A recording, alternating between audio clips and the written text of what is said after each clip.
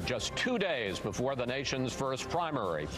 We're joined by the man who shared top honors in Iowa, Senator Bernie Sanders. He's on the campaign trail in Manchester. Senator, I just asked Mayor Buttigieg about your charges about him, that he's accepting money from billionaires. He says the point is you got to build a coalition and accept money from all sources if you're going to beat Donald Trump. So the question is, are you more interested in purity than you are in winning? No, I am more interested in transforming this country and lowering the outrageous cost of prescription drugs, in making sure that every American has health care as a human right, not a privilege, and making sure that our kids can afford to go to college and not leave school deeply in debt. And here is the problem. Everybody knows this, whether you're conservative or progressive. It is the billionaires and the big money interests that control what goes on politically, what goes on legislatively in this country. And if you do, as Mayor Buttigieg does, take huge amounts of contributions from the CEOs of the pharmaceutical industry, from financiers in fossil fuel industry, from the insurance companies, from Wall Street, does anyone seriously believe that you're going to stand up to those powerful entities and represent working people?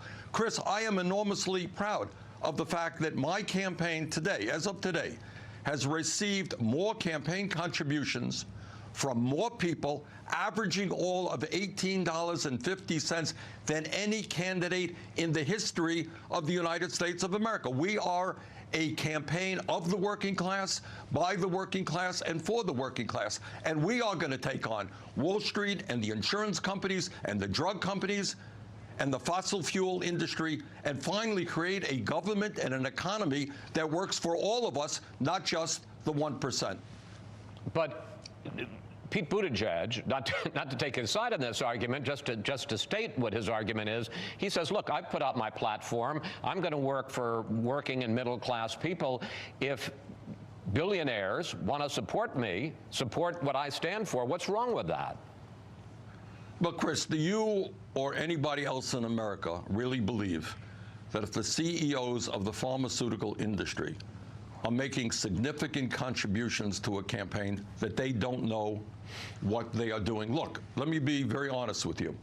In my view, the drug companies are not only extraordinarily greedy in charging us, in some cases, 10 times more for the prescription drugs that we get as they do in Canada or in any other country. They are corrupt. They engage in price fixing. They engage in collusion. In terms of the opioid epidemic, they were actually selling a product that they knew was addictive and killing people. They continue to do it. Do you think when the CEOs of major pharmaceutical companies contribute to your campaign that you are really going to take them on? I don't think that you will. We have massive levels of income and wealth inequality in America. 3 people own more wealth than the bottom half of America. Do you really think you're going to take on the rich and say, guess what, guys? You're going to finally start paying your fair share of taxes, not as Trump did, give $1 trillion in tax breaks to the 1% and the large corporations. I think common sense suggests that when you take money and you're dependent on billionaires, you're not going to stand up to them. You're not going to effectively represent working families. Senator, you are, and this picks up right on this conversation, you are getting hit as a democratic socialist, which is how you have identified yourself for decades, by everyone from Joe Biden to Donald Trump. Take a look. Bernie's labeled himself, not me, a democratic socialist. I think that's the label that the president's going to lay on everyone running with Bernie if he's a nominee. Well, I think he's a communist. I mean, you know, look, I think of communism when I think of Bernie. Now, you could say socialist, but did he get married in Moscow? And that's wonderful. Moscow's wonderful. In a general election, I know you laugh. Look, I guess you didn't get Chris, I just want to say something, and it's really sad. It gives me no pleasure to say this. We got a president who is a pathological liar, who lies all the time. No, I did not get married in Moscow. I participated in creating a sister city program with the city of Yaroslavl when I was mayor of the city. We had Republicans with us, people, city officials. So that's a lie. And obviously, I am not a communist, and I presume the president knows the difference. Maybe he doesn't. Okay, but here's the question. In a general election where you're going to need the support not just of liberal, progressive, left-wing Democrats, but you're also going to need the support of independents, even conceivably some moderate Republicans. How do you overcome, not the communist label, but the socialist label, which Joe Biden said, not Donald Trump? Right. That's fair enough, Chris. And I want to make 2 points on that. Number one, in many respects, we are a socialist society today. We have a huge budget, puts money into all areas. Now, Donald Trump, before he was president, as a private business person, he received $800 million in tax breaks and subsidies to build luxury housing in New York. Now, what does that mean when the government gives you $800 million in tax breaks and subsidies? The fossil fuel industry, whose product happens to be destroying our planet right now, receives tens and tens of billions of dollars in tax breaks and subsidies. So does the pharmaceutical industry. The difference between my socialism and Trump's socialism is I believe that government should help working families, not billionaires. So I believe that health care is a human right. I believe we should raise the minimum wage to a living wage of $15 an hour. I believe, in fact, that the rich must start paying their fair share of taxes when you have massive levels of income and wealth inequality. But Senator, let me ask you about some aspects, specific aspects of your agenda, and you've just laid out some. Let's put up on the screen some of the things that you are proposing. This is a report from CNN. If you add up your proposal for Medicare for all, and the Green New Deal, and cancellation of all student debt, and a guaranteed federal jobs program, all things that you've proposed, that comes to $60 trillion in new spending over 10 years.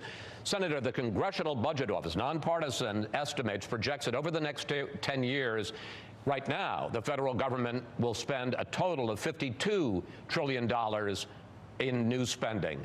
Would more than double that. All right, Chris, let me deal with the issues. First of all, we pay for everything that we propose. In terms of health care, the question that Trump and Joe Biden, anybody else has got to answer. If we leave the status quo alone, in the next 10 years, we're going to be spending $50 trillion. We are now spending twice as much per person, $11,000 a year, as do the people of any other country on earth. We're spending a fortune for health care. And yet we have 87 million Americans uninsured or underinsured.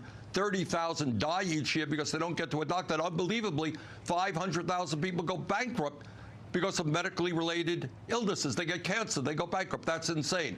Medicare for all will cost the average, let me finish. Medicare for all will cost the average American less than the $12,000 a year they are paying right now to the insurance companies. You can call it whatever you want, but when you're paying a premium to the insurance companies, I call that a tax. I end those premiums. We end the co-payments. But Senator, let me get in here.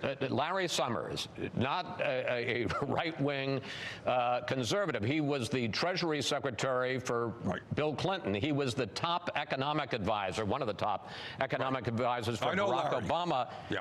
Okay. Here's what he had to say about your plan. This is far more radical than all previous presidencies on either the right, cutting programs, or on the left, building up programs. How do you persuade voters in a general election that you're in the political mainstream?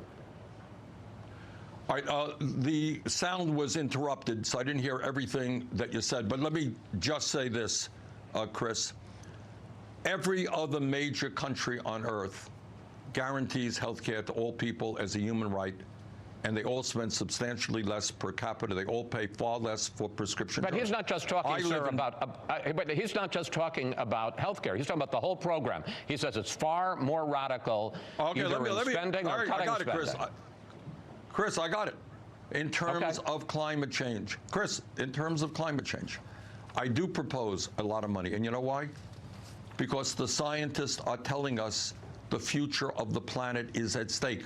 We spend $60 billion dealing with Hurricane Sandy. You see what's happening in Puerto Rico. You see what's happening in Australia right now. What the scientists are telling us is we have an existential crisis.